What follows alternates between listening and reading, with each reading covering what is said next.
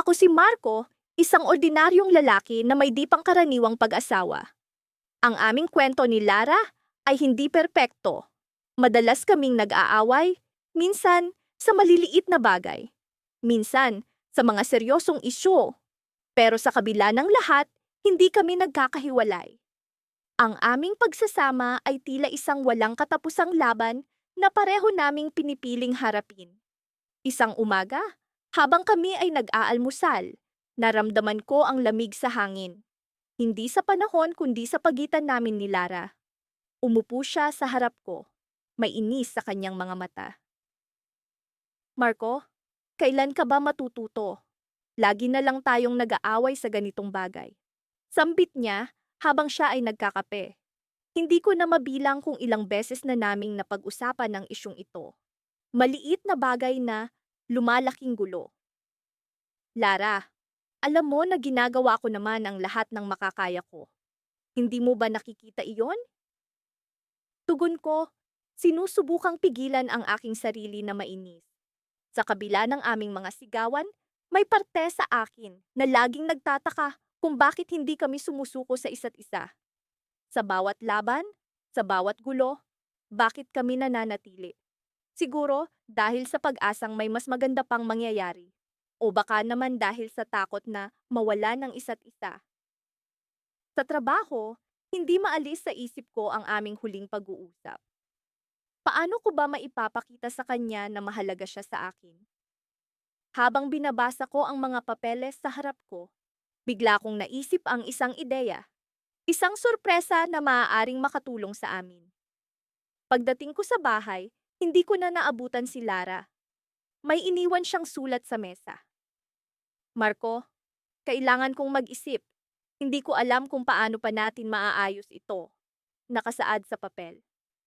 Nabasa ko ito ng paulit-ulit habang ang aking puso ay tila nadurog. Ang aming tahanan na puno ng alaala ay naging isang lugar ng kalungkutan. Nagsimula akong maglakad-lakad sa loob, iniisip ang mga bagay na maaaring magawa para sa aming relasyon.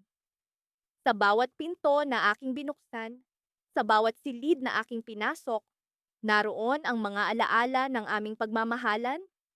Ngunit sa kabila ng lahat ng ito, hindi ko maiwasang isipin ang kawalan niya sa mga oras na iyon. Kinaumagahan, sinubukan kong tawagan si Lara. Una, wala siyang sagot. Pangalawa, tiningnan ko ang mga mensahe ko na hindi niya nababasa. Hanggang sa pangatlo, naramdaman kong bumabalik na ang takot sa aking dibdib. Paano kung hindi na siya babalik? Paano kung tapos na ang lahat? Sa kabila ng aking mga pangamba, pinilit ko ang sarili kong maniwala na hindi pa ito ang katapusan. Nagsimula akong magplano ng isang sorpresa para sa aming dalawa. Isang bagay na maaaring magpaalala sa kanya kung bakit kami nagsimula. Isang linggo ang lumipas at bumalik si Lara. May luha sa kanyang mga mata at hikbi sa kanyang mga labi. Marco, hindi ko alam kung paano pa natin ito maaayos, sambit niya habang siya ay nakatayo sa pinto. Naramdaman ko ang bigat ng kanyang mga salita. Ngunit sa kabila ng lahat ng aming pinagdaanan, pinili kong lumapit sa kanya. Lara, hindi ko rin alam, pero alam ko na kailangan natin itong subukan. Sa mga sandaling iyon, hindi ko alam kung paano magtatapos ang lahat. Pero, sa kabila ng pag-aalinlangan, may parte sa akin na nagsasabing ito ang simula ng bagong kabanata para sa amin. Ngunit may isang bagay na hindi ko inaasahan, isang twist na babago sa takbo ng aming kwento. Hindi ko inasahan na ang isang simpleng pag-uusap sa hapagkainan ay magiging mitsa ng isa na namang mainit na pagtatalo namin ni Marco. Sa halos 20 taon ng aming pagsasama, parang wala pa ring nagbabago. Lagi na lang kaming nagtatalo sa mga simpleng bagay. Ngunit sa kabila ng lahat, lagi kaming magkasama sa bawat laban ng buhay. Parang isang kumpletong kuwento na puno ng drama, aksyon at pag-ibig. Habang nag-aalmusal kami, hindi ko napigilang mabanggit ang plano kong pagkuha ng bagong proyekto sa trabaho. Isang malaking oportunidad ito para sa akin. ngunit nangangailangan ng mas maraming oras at dedikasyon. Alam ko namang magiging issue ito kay Marco, kaya sinubukan kong ipaliwanag ng maayos. Alam mo kasi, Marco, malaking bagay talaga tong proyekto na to. Isipin mo, makakaya nating bayaran ang utang sa bahay ng mas mabilis. Sabi ko habang nakatitig sa kanyang mga mata. Umaasang maintindihan niya. Pero, Mia, paano naman ang oras mo sa pamilya? Halos wala ka na nga ang oras sa ating dalawa. Sagot niya habang inilalapag ang kutsara sa kanyang pinggan. Alam kong ito na ang umpisa ng panibagong argumento. Alam kong mahalaga ang oras, Marco. Pero minsan kailangan ko ring unahin ang ating kinabukasan. Hindi mo ba naiintindihan iyon? Tanong ko na may halong panghihinayang at inis. Ang problema kasi, Mia, palagi na lang trabaho ang inuuna mo. Hindi ko na nga alam kung saan pa ako lulugar. Tugon niya na puno ng pagkabigo. Napabuntong hininga ako at sinubukang intindihin ang kanyang saloobin. Minsan, sa dami ng aming pinagdaanan, nakakalimutan ko kung paano kami nagsimula, kung paano namin nilabanan ang lahat ng unos para lang makasama ang isa't isa. Pero, paano nga ba namin palaging nalulusutan ang hirap ng buhay kung hindi kami magtutulungan? Sa kabila ng aming pagtatalo, palagi pa rin kaming magkasama sa lahat ng laban. Isang halimbawa nito ay nang magkasakit si tatay noong nakaraang taon. Kahit na may tampuhan, hindi nagdalawang isip si Marco na samahan ako sa ospital. Magdamag na nagbantay sa tabi ko at siniguradong maayos ang lahat. Minsan, iniisip ko kung bakit hindi namin kayang iwasan ang mga pagtatalo. Pero, sa bawat away, lagi namang may natutunan kaming bago tungkol sa isa't isa. Siguro, ganito lang talaga ang buhay mag-asawa. Hindi perpekto, pero puno ng pagmamahal. Habang nasa trabaho ako, hindi ko maiwasang isipin ang naging usapan namin kaninang umaga. Tumunog ang aking telepono at nakita kong tumatawag si Marco. May kung anong kaba akong naramdaman habang sinasagot ang tawag. Mia, kailangan natin mag-usap mamaya. May kailangan kang malaman.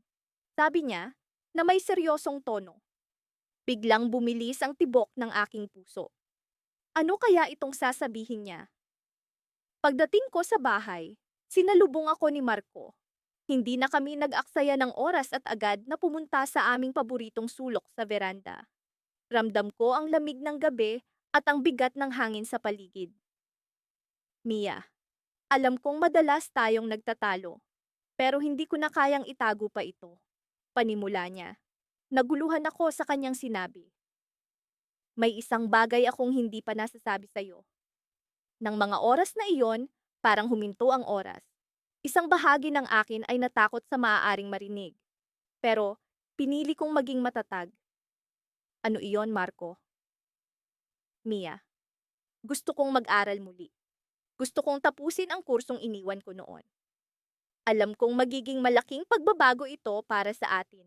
Pero, handa akong gawin ito para mas mabigyan kita ng mas magandang buhay. Paliwanag niya habang nakatingin sa akin. Puno ng pag-asa ang mga mata. Hindi ko alam kung ano ang isasagot. Isang bahagi ng akin ang natuwa para sa kanya, ngunit ang isa naman ay nag-alala sa magiging epekto nito sa aming buhay.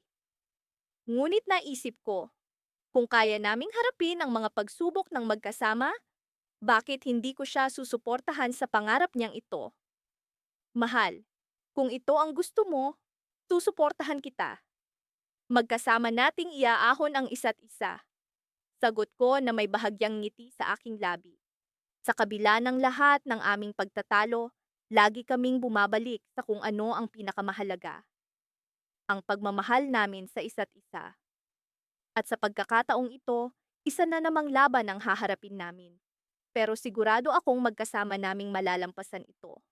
Isang panibagong kabanata na naman ang magbubukas sa aming buhay.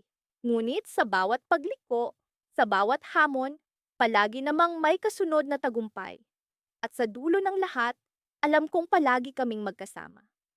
Ngunit, isang tanong ang bumabagabag sa akin.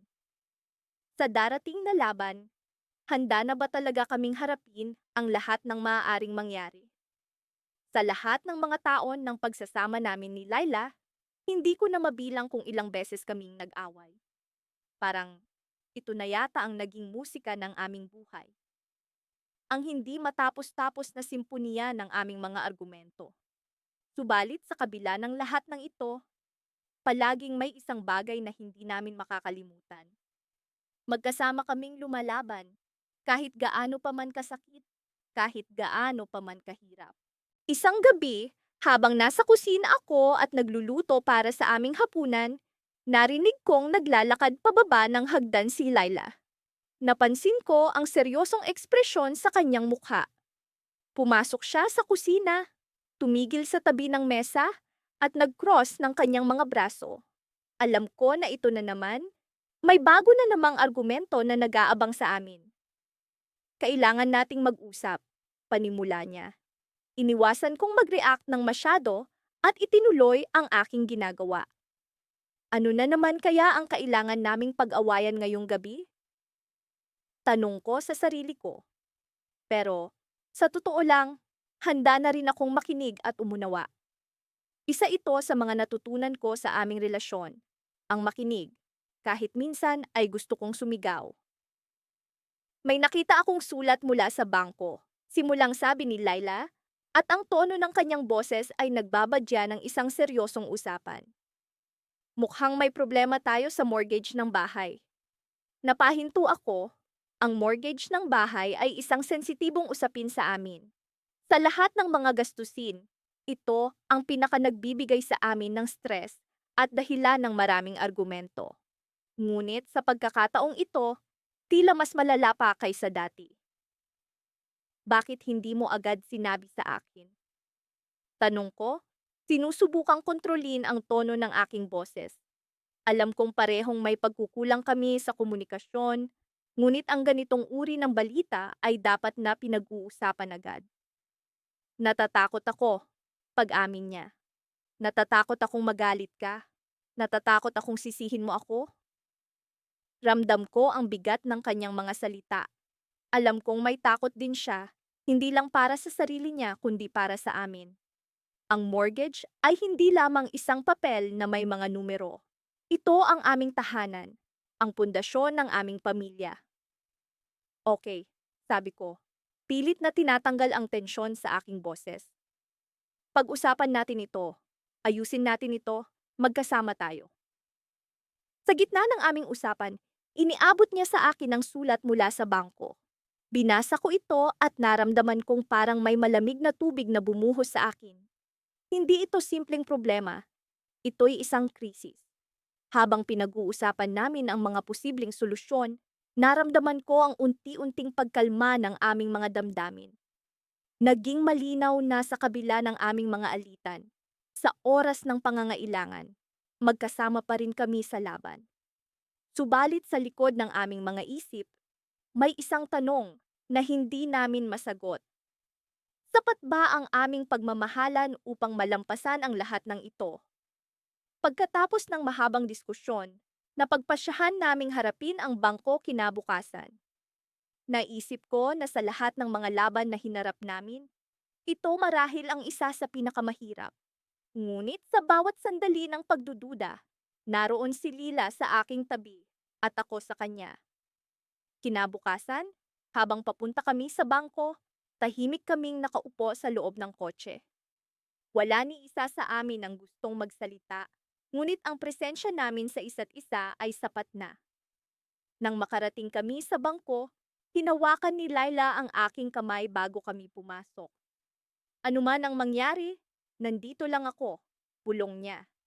Naramdaman ko ang init ng kanyang kamay, at sa sandaling iyon, napagtanto kong ito ang dahilan kung bakit kami nagtagumpay sa mga nakaraang laban. Nagmumula sa aming pagkakaiba ang lakas ng aming samahan. Habang nasa loob kami ng opisina ng tagapayo ng bangko, ipinaliwanag niya ang aming mga pagpipilian. Sa kalagitnaan ng kanyang paliwanag, napansin kong may kakaiba sa mga mata ni Laila. Parang may nais siyang sabihin, ngunit tila pinipigilan niya ito. Pagkatapos ng aming appointment, sa paglabas namin ng bangko, bigla siyang tumigil at hinarap ako.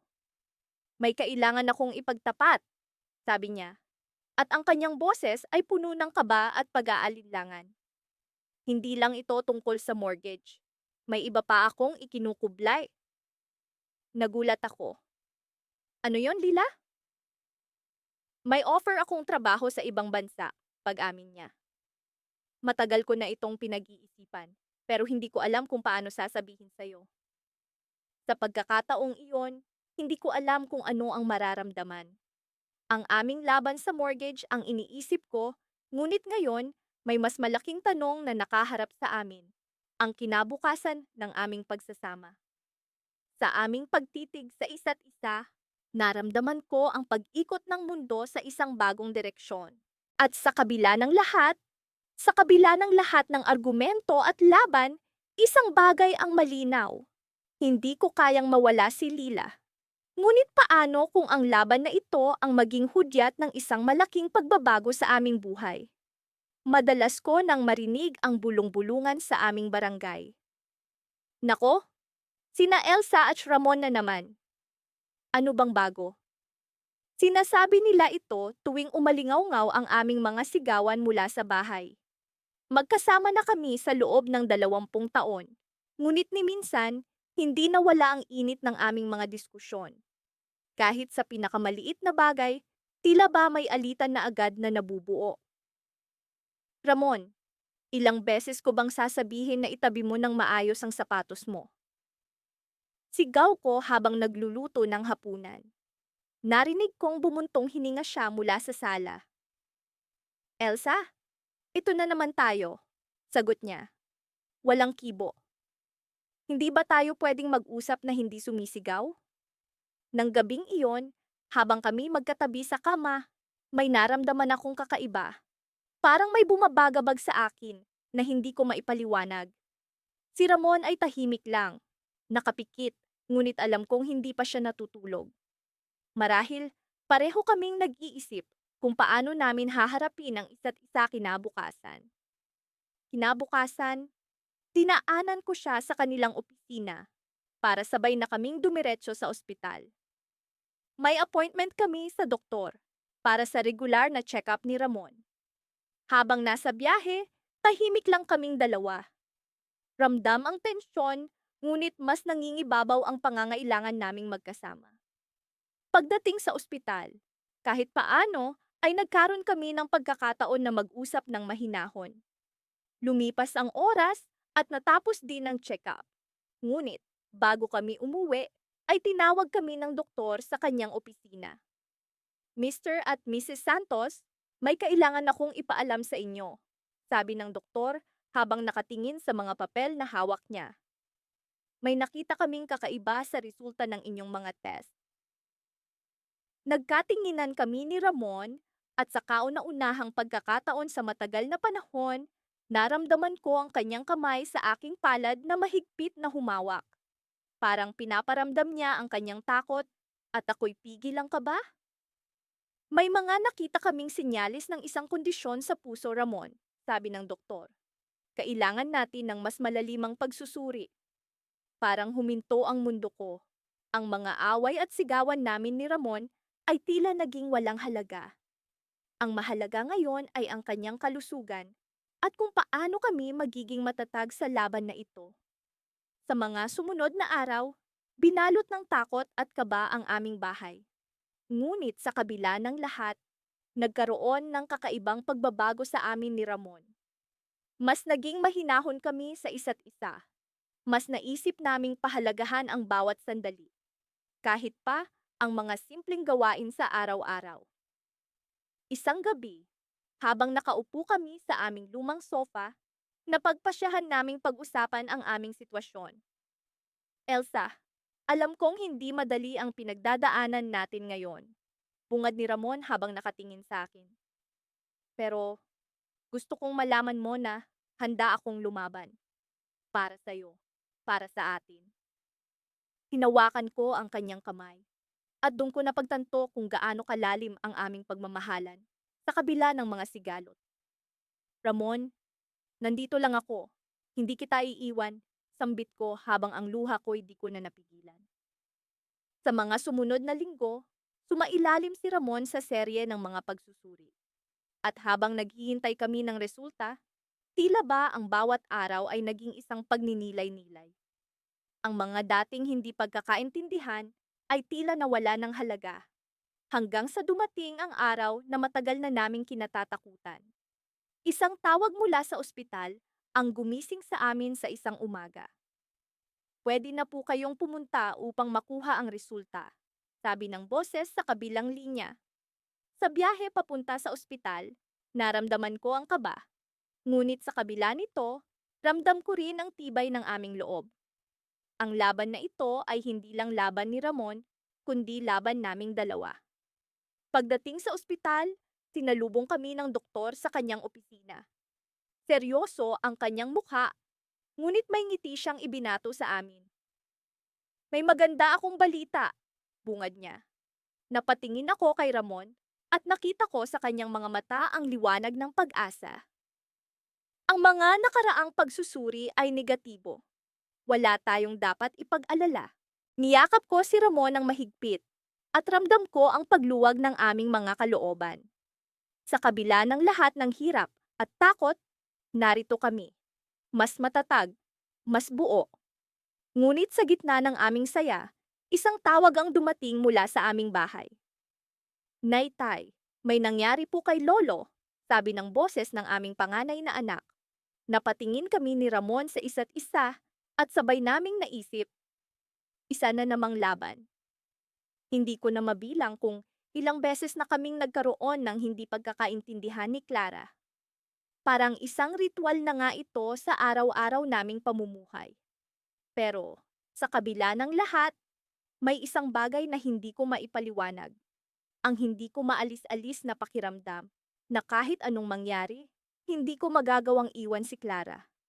Alam kong ganun din siya sa akin. Isang gabi matapos ang isa na namang mainit na pagtatalo, nagdesisyon kaming maglakad-lakad sa parke. Iyon ang paraan namin para kahit papaano ay mapawi ang init ng ulo. Tahimik kaming naglakad, kapwa nag-iisip, hanggang sa makarating kami sa isang lumang puno na madalas naming pinupuntahan noong kami mga bagong kasal pa lamang. Sa ilalim ng lilim nito, parang bumabalik ang lahat ng alaala, ang mga pangarap, mga pangako, at ang pagmamahalan na dati parang walang hangganan. Napabuntong hininga ako at nagsalita. Clara, naaalala mo pa ba kung paano tayo nagsimula? Tila nagising siya mula sa malalim na pag-iisip at tumango. Oo naman, Rico. Hindi ko makakalimutan ang mga araw na iyon. Puno tayo ng pangarap at pag-asa. Pero, bakit nga ba parang ang layo na natin sa mga iyon? Minsan, hindi ko rin maintindihan kung paano kami napunta sa ganitong sitwasyon. Pero, sa kabila ng lahat ng tampuhan at sigawan, alam ko sa puso ko na siya pa rin ang babaeng pinili kong makasama sa hirap at ginhawa. Clara, simula ko. Alam kong lagi tayong nag-aaway. Pero alam mo ba kung bakit hindi ko magawang umalis? Kahit minsan iniisip kong sumuko na? Tumingin siya sa akin, puno ng pagtataka. Bakit nga ba, Rico? Naglakbay ang aking isipan pabalik sa mga oras na sinubok kami ng tadhana. Ang mga panahong halos mawalan na kami ng pag-asa sa dami ng problema. Ngunit sa huli, magkasama pa rin naming hinarap ang lahat. Parang may isang lihim na puwersang nagtutulak sa amin na manatili sa isa't isa. Clara, dahil kahit na anong mangyari, ikaw pa rin ang tahanan ko. Sa kabila ng lahat ng pagkukulang at di pagkakaunawaan, ikaw pa rin ang gusto kong makasama sa bawat laban ng buhay. Tahimik lang siya, tila iniisip ang mga sinabi ko. Ngunit sa kalagitnaan ng aming pag-uusap, isang bagay ang bumabagabag sa aking isipan. Isang misteryong matagal ko nang gustong malaman. May itatanong ako sa iyo, Clara. Sa lahat ng pagkakataon na nag-aaway tayo, bakit hindi mo rin ako nagagawang iwan? Ano ang dahilan mo? Tumingin si Clara sa akin ng diretso sa mata. Tila may hinahanap na lakas ng loob. Rico, dahil may isang bagay na hindi ko pa nasasabi sa'yo. Isang lihim na matagal ko nang kinikimkim. Nabigla ako sa kanyang sinabi. Lihim? Ano kayang lihim ang tinutukoy niya? Sa kabila ng lahat ng aming pinagdaanan, akala ko'y kilalang kilala na namin ang isa't isa. Ngunit ang mga sumunod na salita ni Clara ang nagbukas ng isang bagong kabanata sa aming relasyon. Rico? Patuloy niya. May anak tayo. Napatigil ang mundo ko sa sinabi niya. Ang mga salitang iyon ay tila bombang sumabog sa aking pandinig. Hindi ko alam kung paano magre-react. Anak? Kailan? Paano? Bakit ngayon mo lang sinabi sa akin ito? Tanong ko, puno ng pagkalito at emosyon. Matagal ko nang gustong sabihin sa'yo, pero natatakot akong baka lalo ka lang lumayo. Baka hindi mo ako maintindihan. Pero sa kabila ng lahat, ikaw pa rin ang ama at gusto kong makasama ka namin sa buhay ng anak natin. Paliwanag niya. Hindi ko alam kung ano ang mararamdaman. Galit? Tuwa? Pagkalito? Ngunit sa isang banda, may kung anong kirot sa dibdib ko na unti-unting napapalitan ng isang di maipaliwanag na saya. Ang kaisipang may anak kami ni Clara ay biglang nagbigay sa akin ng panibagong direksyon sa buhay. Clara, gusto kitang maintindihan. Gusto kitang tulungan. Pero kailangan kong malaman ang lahat ng detalye. Paano ito nangyari? Nasaan ang anak natin? Dan, sunod-sunod kong tanong. Ngunit bago pa man siya makasagot, biglang may tumawag sa telepono ko. Isang hindi pamilyar na numero. Tila may napakahalagang mensahe na dala ang tawag na iyon at hindi ko alam kung ano ang magiging epekto nito sa amin ni Clara. Iyon na nga ba ang susi sa lahat ng katanungan namin? O isa na namang pagsubok na aming haharapin ng magkasama? Sa kabila ng lahat ng ito, alam kong isa lang ang sigurado. Hindi ko kayang iwan si Clara at sa bawat laban, magkasama naming haharapin ang mundo. Ngunit ano nga kaya ang susunod na mangyayari? Isang bagay ang malinaw, hindi pa dito nagtatapos ang aming kwento. Sa mga araw na lumipas, tila naging mas madalas ang aming bangayan ni Alex, ang aking asawa. Parang sa bawat sulok ng aming tahanan, ay may nakatagong bagay na naghihintay lamang na magliyab. Ngunit sa kabila ng lahat ng ito, palagi kaming magkasama sa bawat laban na buhay. Ang aming tahanan ay tila isang palasyo sa gitna ng digmaan. Maraming ingay, maraming alitan, pero sa huli, lagi kaming nag-uugat sa iisang hangarin. Ang mga pangarap na sabay naming binuo.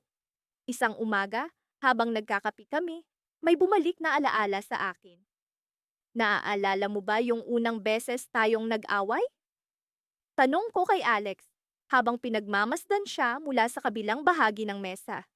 Nagtaas siya ng tingin mula sa diaryong binabasa niya at tumingin sa akin na may halong pag-aalinlangan. Alin sa mga unang beses? Tugon niya, sabay ngiti, na tila ba may alaalang bumabalik sa kanya. Yung tungkol sa kung saan tayo magbabakasyon. Naalala ko pa kung paano tayo nagtalo sa pagitan ng Boracay at Palawan. Sagot ko. Hinigop ko ang kape ko habang tinitingnan siya. Sinasalamin ng mga mata niya ang isang malalim na pagmamahal na, sa kabila ng mga away, ay hindi matitinag. Hindi ko makakalimutan iyon. Sa huli, sa Palawan tayo napunta, di ba? Kahit na mas gusto mong magbilad sa araw sa Boracay, sagot niya. Lalo akong napangiti, hindi dahil sa alaalang iyon, kundi dahil sa pagtanggap niya sa mga hindi namin napagkasunduan na tila isang bahagi lamang ng buhay. Sa kabila ng mga alitan, sa mga simpleng pag-uusap na ito, nararamdaman ko ang tibay ng aming samahan. Para bang ang bawat away ay nagsisilbing patibay sa pundasyon ng aming relasyon. Hindi namin ito sinasadya, ngunit sa bawat pag-aaway, mas nagiging matatag ang aming pagsasama. Hindi ito perpekto, ngunit sino ba ang may perpektong relasyon? Isang araw, habang naglalakad kami sa parke, naisipan kong ibahagi ang isang lihim na matagal ko nang itinatago. May sasabihin ako sa'yo, sabi ko. Hinawakan ang kanyang kamay ng mas mahigpit Ramdam ko ang tibok ng kanyang pulso sa akin. Ano yon? Tanong niya. Ang mga mata ay puno ng pag-aalala at pagkamausisa. May isang bagay na matagal ko nang sinisikreto sa'yo. Hindi ko alam kung paano mo ito tatanggapin. Sabi ko. Tumigil kami sa ilalim ng lilim ng isang matandang puno. Tungkol ba ito sa ating pamilya? O sa trabaho mo? Tanong niya. Ngayon ay mas alerto, ang kanyang mga mata ay nakatuon sa akin. Hindi. Tungkol ito sa akin. Sa atin. Pag-amin ko. Hindi ko alam kung paano ko ito sasabihin pero may nararamdaman akong kakaiba. Parang may kulang sa akin. Sa atin. Nagulat siya, halatang hindi niya inaasahan ang aking sinasabi. Ano ang ibig mong sabihin? Nagsasawa ka na ba? Tanong niya, may halong takot sa boses niya. Hindi sa ganoon. Hindi ko alam kung paano ko ipapaliwanag. Pero parang may hinahanap akong iba. Parang may dapat akong gawin na hindi ko pa nagagawa. May dapat akong marating na hindi ko pa nararating. Tahimik siya sandali. Pinag-iisipan ang aking mga sinabi. Naiintindihan kita. Minsan, nararamdaman ko rin yan. Pero alam mo, sa kabila ng lahat ng ito, ang mahalaga ay magkasama tayo sa paglalakbay. Anuman ang kulang, anuman ang hinahanap natin, sigurado akong matatagpuan natin ito, magkasama.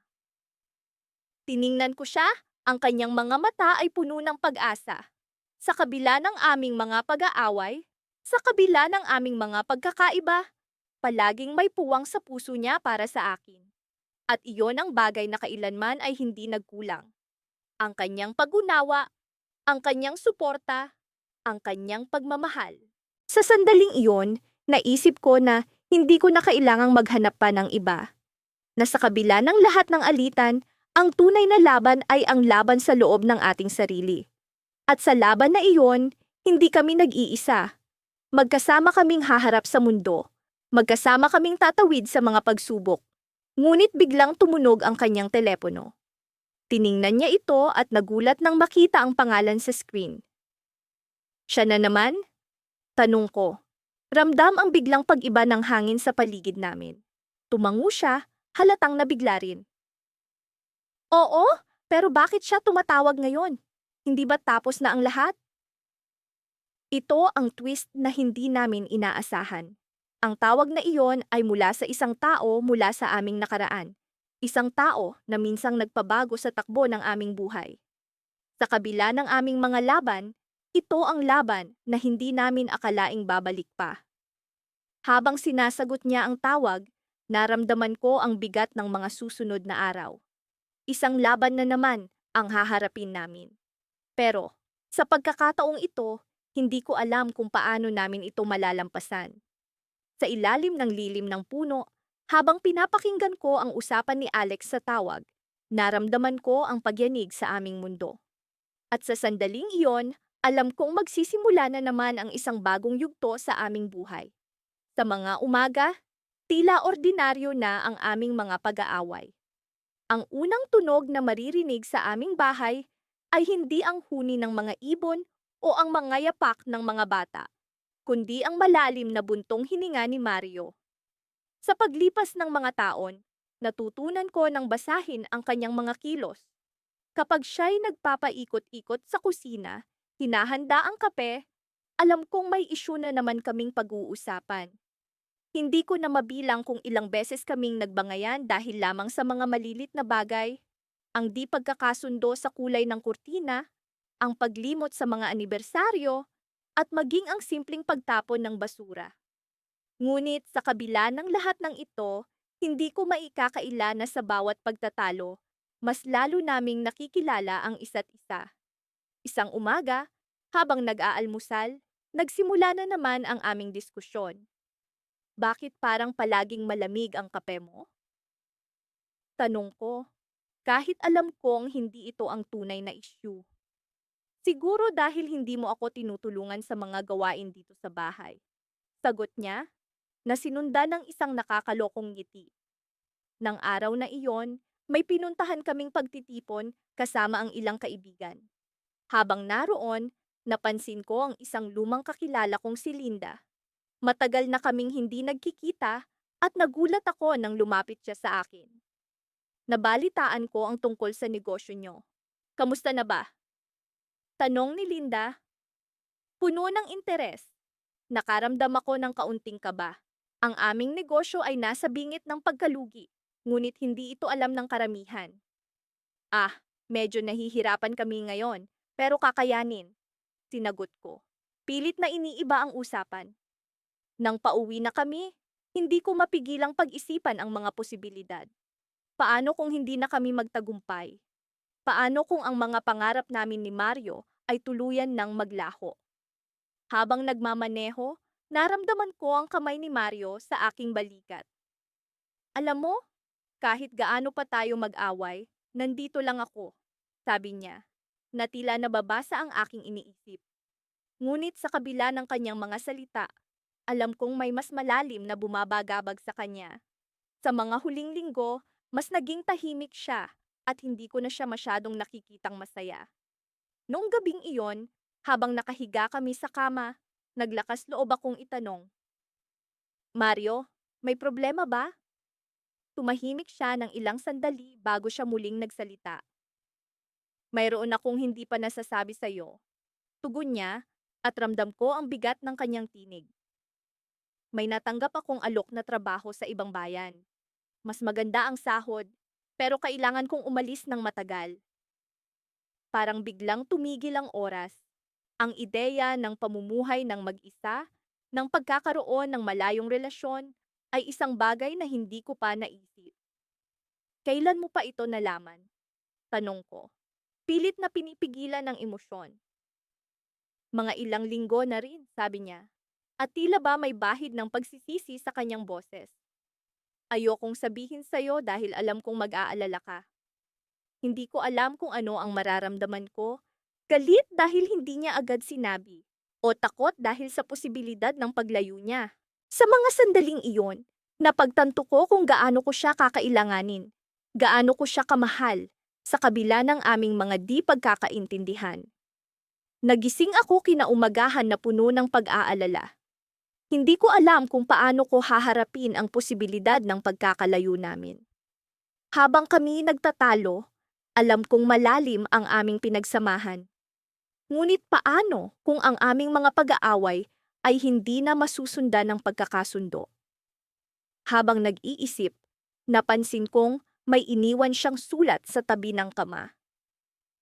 Basahin mo ito kapag nakapagdesisyon ka na, nakasulat doon, at biglang bumilis ang tibok ng puso ko.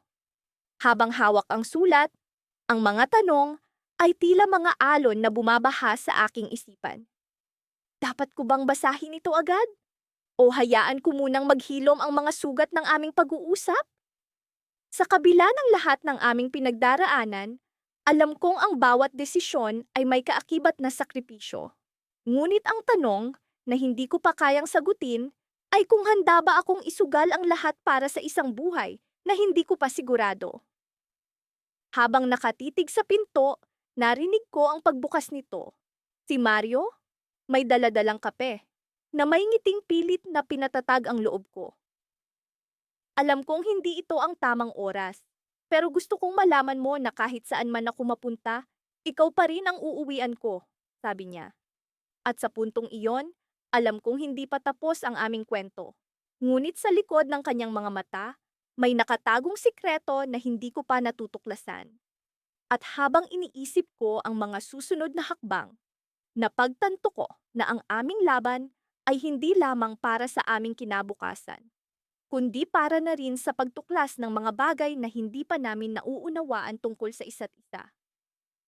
Ako si Miguel, at sa kabila ng mga taon ng aming pagsasama ni Clara, tila hindi nauubos ang mga bagay na pag-aawayan namin.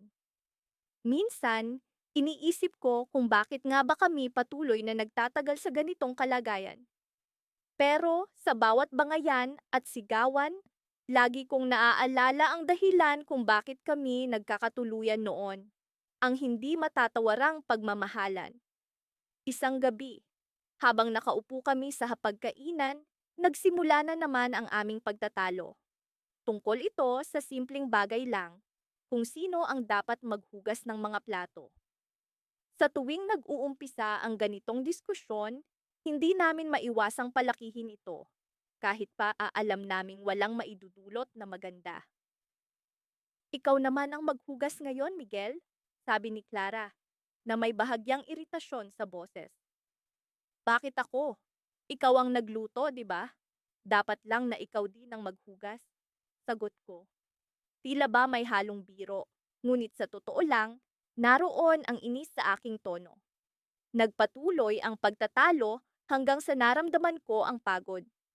Tumayo si Clara, kinuha ang mga plato, at nagsimulang maghugas ng walang imik. Nanatili akong nakaupo, pinagmamasdan siya, at naisip ko kung paano kami umabot sa puntong ito. Napagtanto ko na sa likod ng lahat ng pag-aaway namin, nandoon pa rin ang pag-aalala at pag-unawa sa bawat isa. Kinabukasan, nagising kami sa isang tahimik na umaga.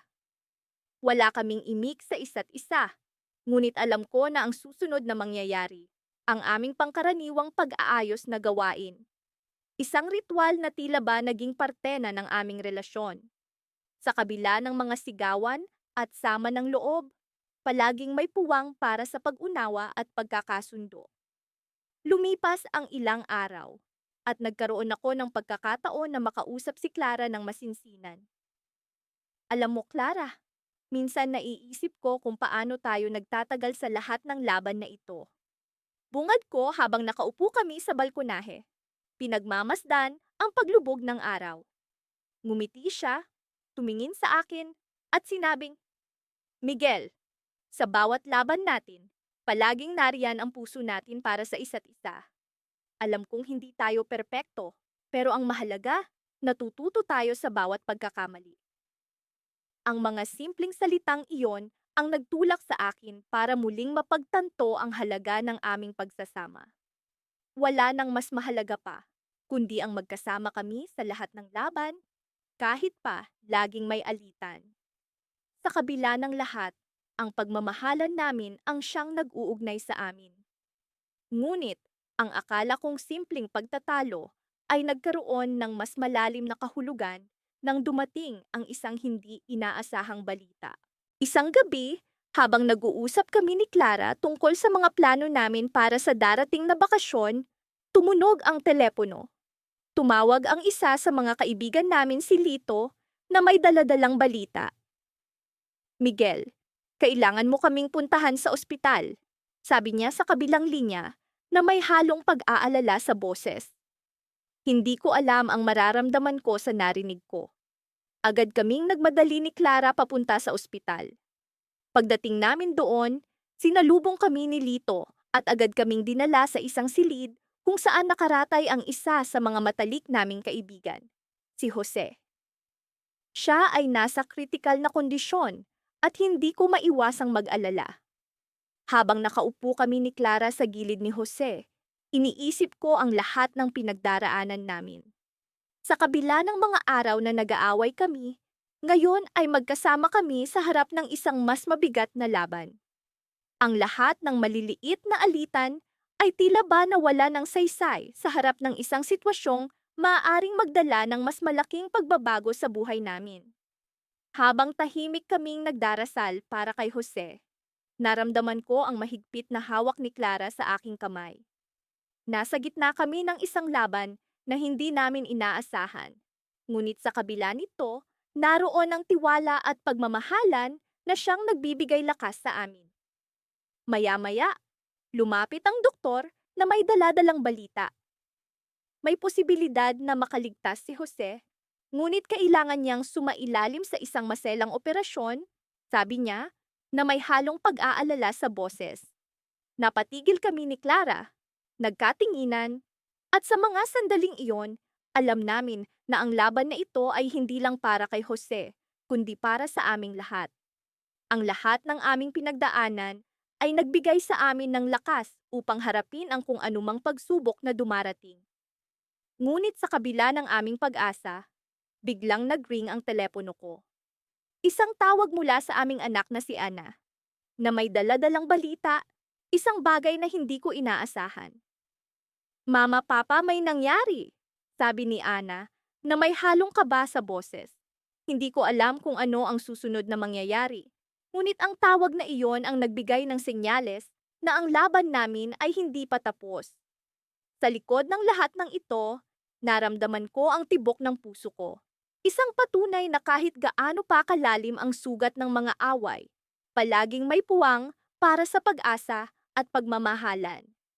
Sa bawat umaga, ako'y nagigising sa ingay ng alarm clock na tila ba'y isang sirena na muling nagbabalik sa akin sa mundong puno ng gulo at alitan.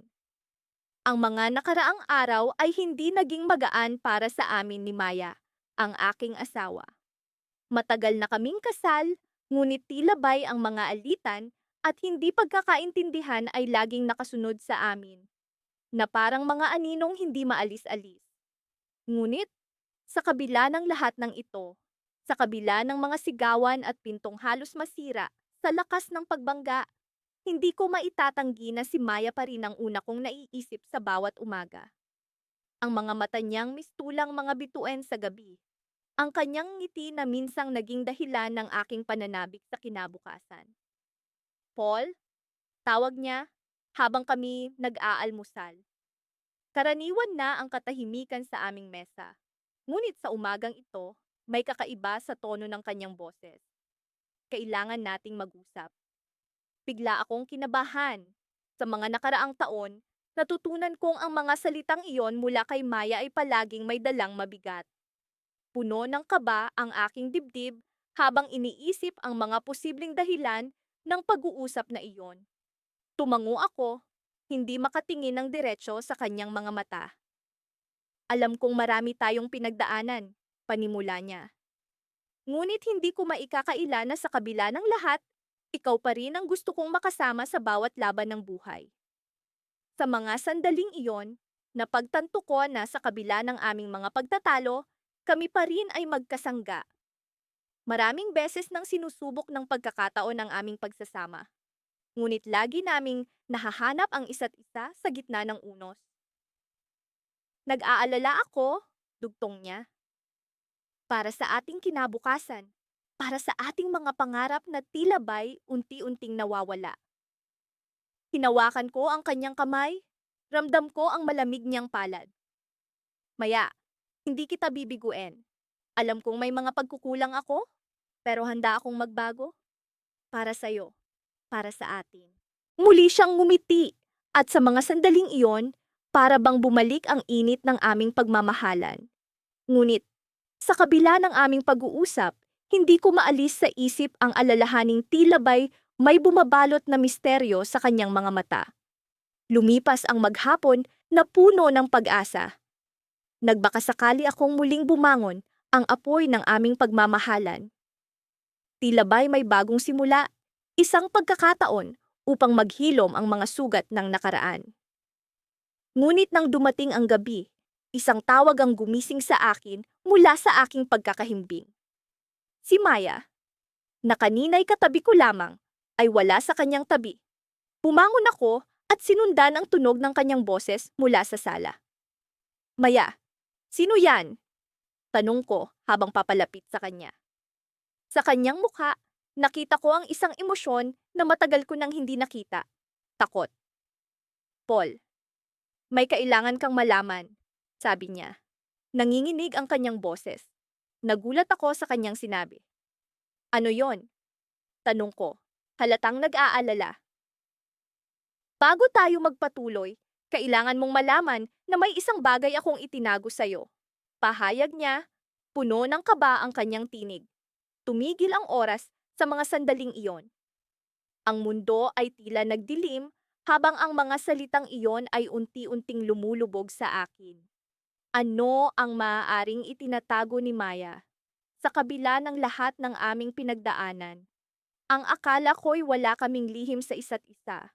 Ngunit ngayon, sa gabing ito, may isang katotohanang tila ba'y nagbabanta sa aming pagsasama. Hindi ko alam kung paano ko sasabihin ito. Patuloy niya, ang mga luha ay nagsisimulang dumaloy sa kanyang mga pisngi. Niyakap ko siya ng mahigpit. Nararamdaman ko ang bigat ng kanyang dinadala. Ano man yan, Maya, kakayanin natin. Magkasama tayong laging lumalaban, di ba? Ngunit sa kabila ng aking mga salitang puno ng pag-asa, hindi ko maalis ang kaba sa aking dibdib. Ano ang lihim na ito?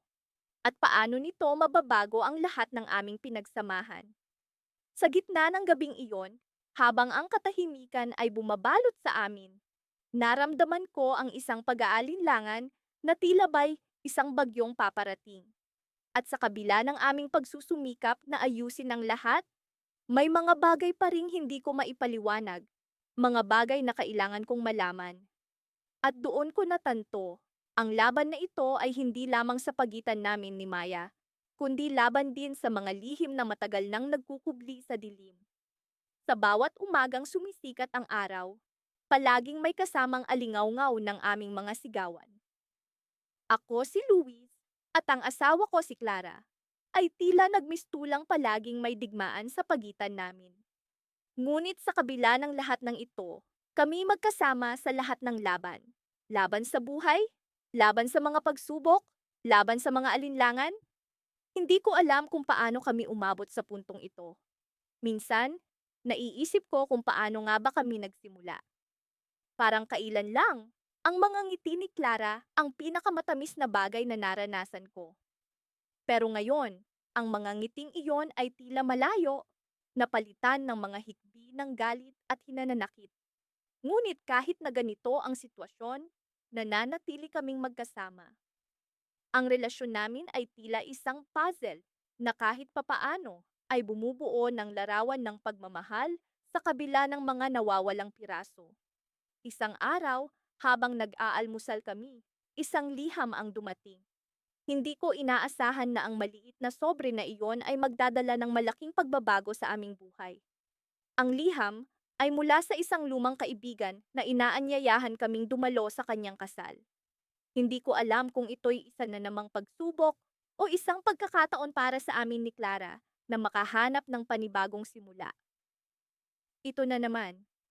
Isang kasal na naman ang pupuntahan natin, Luis. Sabi ni Clara, may bahid ng pagod sa kanyang boses. Alam kong ang mga ganitong okasyon ay palaging nagdadala ng halo-halong damdamin sa kanya, lalo na't kami mismo ay nasa gitna ng pagkakawatak-watak. Alam kong hindi tayo perpekto, Clara. Pero siguro, maaari nating subukan na gawing pagkakataon ito. Baka may matutunan tayo sa kasal na ito, sagot ko. Pilit na hinahanap ang pag-asa sa kanyang mga mata. Nang sumapit ang araw ng kasal, nagbihis kami ng formal, kahit na ang pakiramdam ay parang isang laban na naman ang aming haharapin. Sa simbahan, habang naglalakad ang bride papunta sa altar, naramdaman ko ang pag-aalala ni Clara. Hinawakan ko ang kanyang kamay at sa kabila ng aming mga sigalot, nagbigay siya ng isang pilit na ngiti. Habang patuloy ang seremonya, napansin ko ang isang bagay. Sa bawat pangako ng bride at groom, naalala ko ang mga pangako namin ni Clara sa isa't isa. Mga pangako na hindi nasira, kundi nagkabasag-basag lamang dahil sa mga pagsubok. Habang nakikinig ako, unti-unti kong naisip na ang pag-ibig ay hindi tungkol sa pagiging perpekto, kundi sa pagtanggap ng mga kakulangan ng isa't isa. Pagkatapos ng kasal, sa reception, nagkaroon kami ng pagkakataon na makausap ang bagong kasal. Sila'y puno ng saya at pag-asa, na tila walang anumang makakapigil sa kanilang pagmamahalan. Ngunit sa kanilang mga mata, nakita ko ang isang bagay na matagal ko nang hinahanap. Ang pagtanggap sa isa't isa, ang pag-unawa na ang bawat away ay bahagi lamang ng mas matibay na pundasyon. Sa aming pag-uwi, tahimik si Clara. Alam kong may bumabagabag sa kanya, pero hindi ko alam kung paano sisimulan ang usapan. Hanggang sa kami nakaupo na sa sala, sinabi ko sa kanya ang aking naisip. Clara, alam kong marami tayong pinagdaanan. Pero sa kasal kanina, naisip ko na ang mahalaga ay ang pagtanggap sa isa't isa. Hindi tayo perpekto, pero siguro, iyon ang dahilan kung bakit tayo magkasama, upang matutunan natin ang pagiging buo sa kabila ng ating mga pagkukulang. Tahimik siyang nakinig, at sa unang pagkakataon, nakita ko ang pag-asa sa kanyang mga mata. Luis, alam kong hindi madali ang lahat ng ito, pero kung kaya mong tanggapin ang mga pagkukulang ko, kaya ko rin. Siguro, iyon ang tunay na laban natin, ang laban sa ating mga sarili, upang matutunan nating mahalin ang hindi perpekto. Habang nakatingin kami sa isa't isa, naramdaman ko ang isang bagay na matagal ko nang hindi nararamdaman, ang pag-asa na kaya naming bumuo ng mas matibay na pundasyon. Ngunit sa likod ng lahat ng ito, may isang bagay na hindi ko inaasahan. Sa paglipas ng mga araw, habang nagsisimula kaming bumalik sa dati naming pag-uusap, natuklasan ko ang isang lihim na matagal na palang itinatago ni Clara. Isang lihim na maaaring magbago sa lahat ng bagay na pinaniniwalaan namin. Sa aming huling pag-uusap, bago tuluyang magbago ang lahat, sinabi niya, Luis, may kailangan kang malaman. Sa puntong iyon, ang aming mundo ay tila tumigil, at ang aking puso ay napuno ng takot at pag-aalala. Ano ang lihim na ito? Paano nito mababago ang aming relasyon? Sa kabila ng aming mga pagsisikap na ayusin ang aming relasyon, ang tanong ay nanatili. Kaya pa ba naming lumaban sa bagong pagsubok na ito? Ito ang simula ng panibagong yugto ng aming buhay.